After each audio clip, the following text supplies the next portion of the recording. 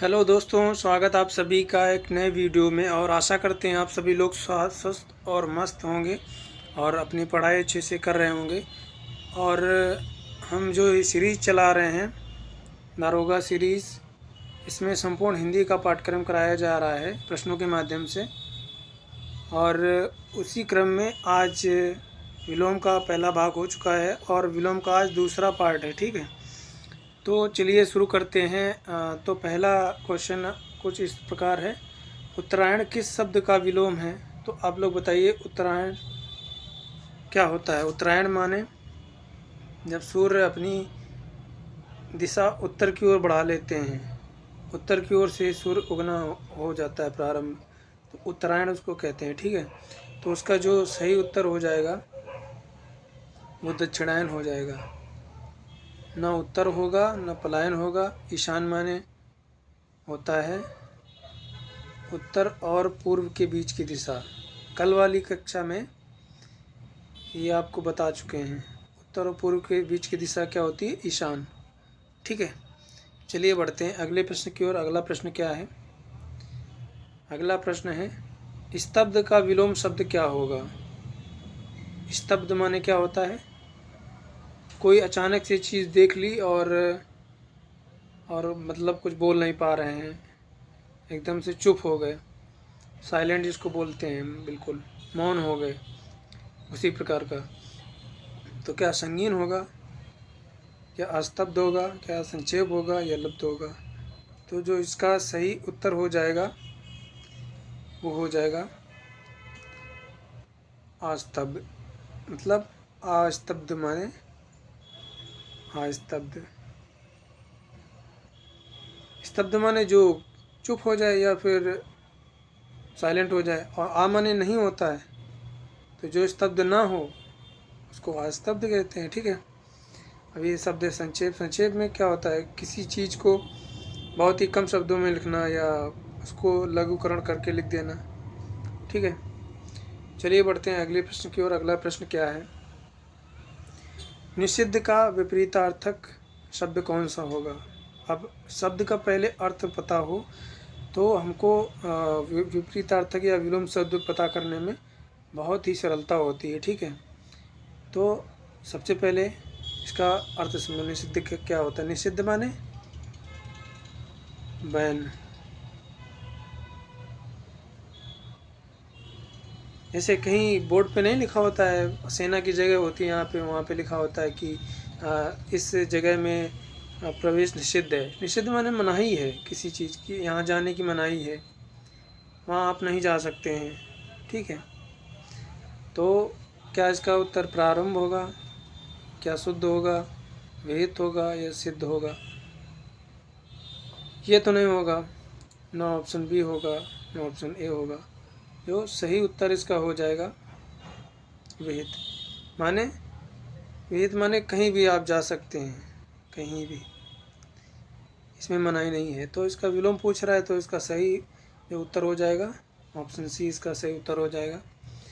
बढ़िए अगले प्रश्न की ओर। अगला प्रश्न क्या है?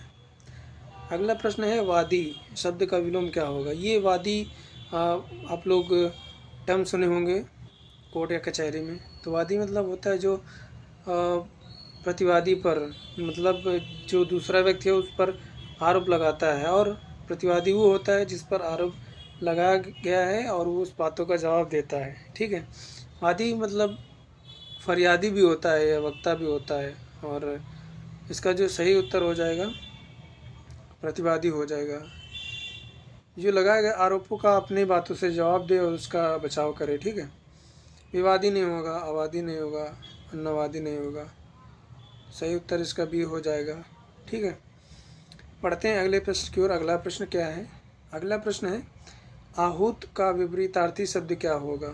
आहूत माने बुलाना या बुलाया गया। आहूत माने बुलाया गया, बुलाया गया। ठीक, तो ना बुलाया गया वो क्या होता है? अनाहूत। अन माने न, आहूत माने बुलाया गया, अनाहूत।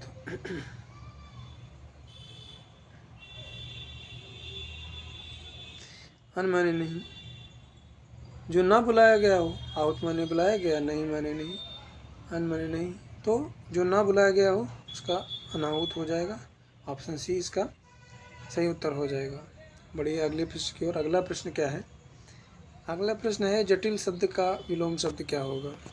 जटिल माने, शब्द से ही हमको पता चल रहा है कि जटिल माने क्या होता है, जो हम शब्द या हम मुश्किल हो हमारे लिए, बेसिकली जो चीज़ हमारे लिए मुश्किल हो, हम उसको सॉल्व नहीं कर पा रहे हैं, हम उसको सरलता से नहीं सॉल्व कर पा रहे हैं, मुश्किल हमारे लिए वो चीज़ करना। जैसे हमारे लिए मान लीजिए कोई भी काम हमारे लिए स्कूटी चलाना या बाइक चलाना जटिल है।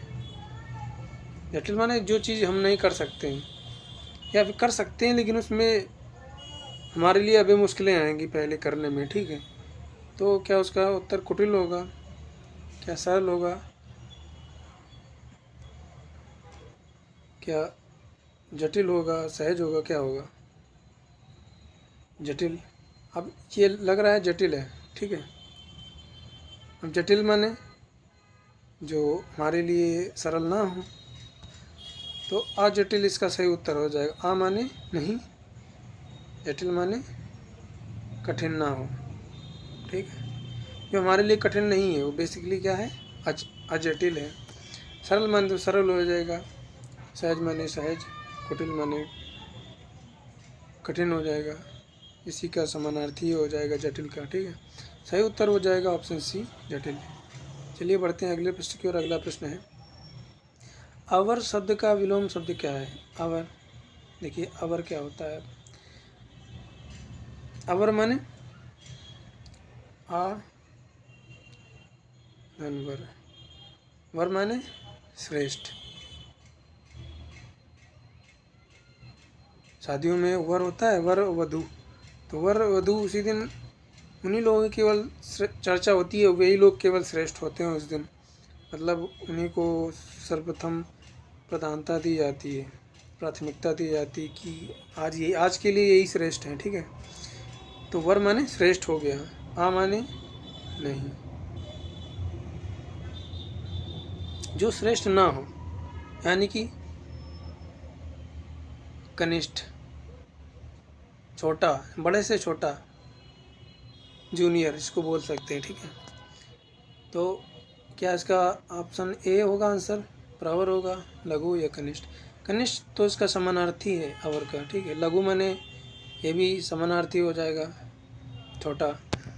पूर्ववर भी इसका कोई सेंस नहीं बनता है, तो ऑप्शन बी इसका सही उत्तर हो जाएगा, प्रवर। प्रवर माने बड़ा, वर माने श्रेष्ठ, प्रवर माने होता जो श्रेष्ठ हो, ठीक है। जो श्रेष्ठ हो वही प्रवर है, ठीक है। बढ़िया, अगले प्रश्न की ओर। अगला प्रश्न क्या है? अगला प्रश्न है नैसर्गिक का विलोम शब्द क्या होगा? अब नैसर्गिक माने क्या होता है? नैसर्गिक माने होता है प्राकृतिक, ठीक है। नैसर्गिक माने प्राकृतिक होता है। आविर्भाव होगा, क्या प्राकृत होगा, क्या अनुवर्ग होगा, कृत्रिम। जो इंसानों द्वारा नहीं बनाया गया है वो प्राकृतिक है, और जो इंसानों द्वारा बनाया गया है वो कृत्रिम है, बनावटी जिसको कहते हैं। तो इसका सही उत्तर हो जाएगा ऑप्शन ए, ठीक है। चलिए बढ़ते हैं अगले प्रश्न की ओर। ह्रास शब्द का विलोम क्या होगा? ह्रास माने क्या होता है? किसी चीज़ की ह्रास या माने कमी हो गई, ह्रास माने कमी। तो इसका जो सही विलोम हो जाएगा, क्या हस होगा, क्या नवीन, क्या ऑप्शन सी होगा, क्या डी? तो आप लोग बताइए। तो इसका जो सही उत्तर हो जाएगा वृद्धि हो जाएगा। ह्रास माने कमी, वृद्धि माने बढ़ोतरी, ठीक। चलिए बढ़ते हैं अगले प्रश्न की ओर। अगला प्रश्न क्या है?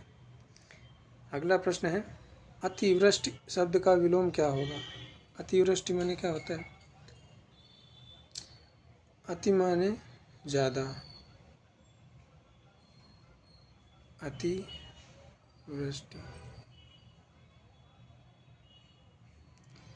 अति कर दी, किसी ने कहा कि वो पीक पे पहुंच गया, बिल्कुल हद हो गई है बिल्कुल।